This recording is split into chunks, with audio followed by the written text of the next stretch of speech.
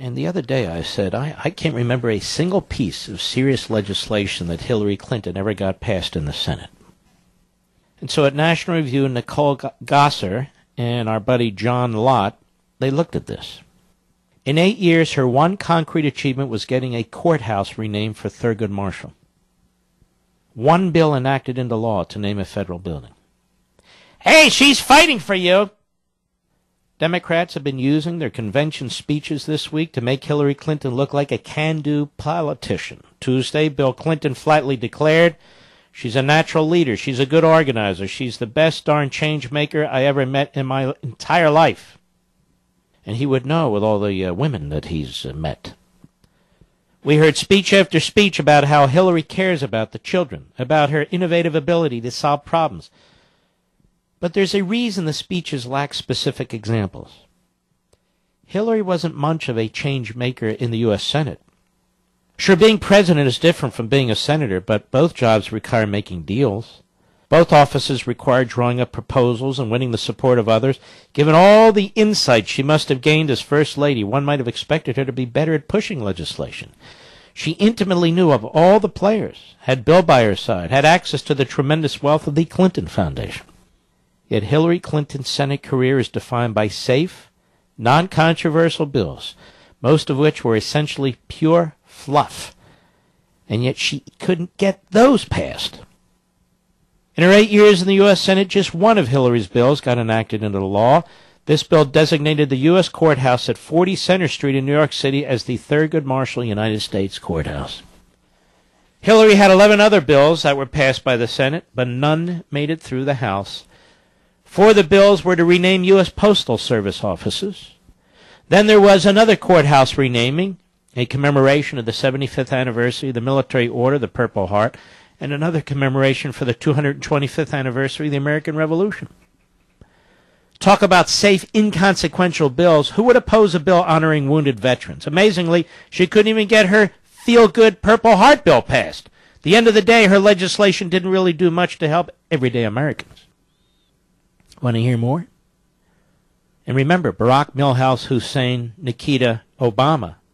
He declared yesterday that nobody is prepared as Hillary Clinton. Do we have that, Mr. Producer, somewhere around here?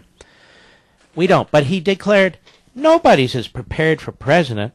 And then he goes, right, Bill? Oh, yeah. Oh, yeah, yeah. He's got that dumb look on his face. By the way, his mouth is always open. Have you noticed that? Just an aside. Let's continue. Hillary Clinton's massive legislative activity, 8 years in the Senate. The 5 remaining bills were only of slight more substance. 2 asked the Secretary of Agriculture to map out a possible wilderness reserve in Puerto Rico. Another sought to authorize $500,000 to improve and coordinate the dissemination of elderly care information and resources to family givers.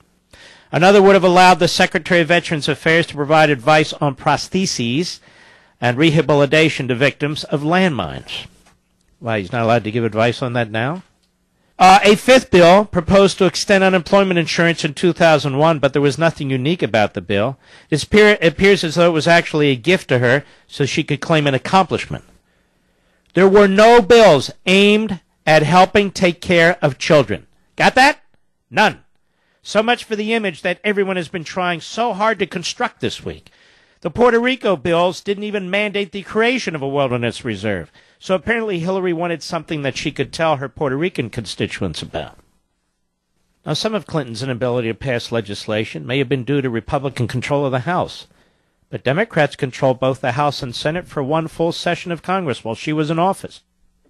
Republicans may have wanted to prevent Hillary from passing legislation. For the same reasons, Democrats would have probably moved bills through so she could demonstrate her legislative prowess in the Senate, or at least those 2 years when they controlled both houses. Yet even when the Democrats controlled both houses, Clinton wasn't able to get any legislation enacted. Of course, attention, attention, attention, Trump campaign, attention! She didn't get anything passed. Yellow, yellow, wake up! Of course, Hillary isn't alone with this type of record. Her vice presidential running mate, Senator Tim Kaine, also has no legislative accomplishments. There only seems to be one explanation for all this. Hillary already knew that the Democrats would eventually nominate her to be president. Her strategy was thus to do nothing that could possibly be used against her. The only amazing thing is that she couldn't even get these pieces of fluff passed. Well, there isn't another amazing thing, John Lott and Nicole Gosselaar. The idiot Republicans haven't even mentioned it. The Trump campaign hasn't said a thing. They haven't said a thing. The only thing Hillary got passed was the renaming of a United States courthouse after Thurgood Marshall. Nothing about children, nothing about women, nothing about anything. A big nothing burger. And yet she's more qualified than any prior person to be president of the United States, more than Washington, Adams, Jefferson, Madison, more than anybody. It's amazing. More than Dwight Eisenhower. Nobody has the skills of our Hillary. And then the doofuses in the media. Oh, she sounds, Lincoln-esque. Obama Lincoln-esque. Obama Reagan-esque. Michelle Reagan-esque. Lincoln-esque. Lincoln-esque. Oh, Reagan-esque. Oh, Lincoln-esque.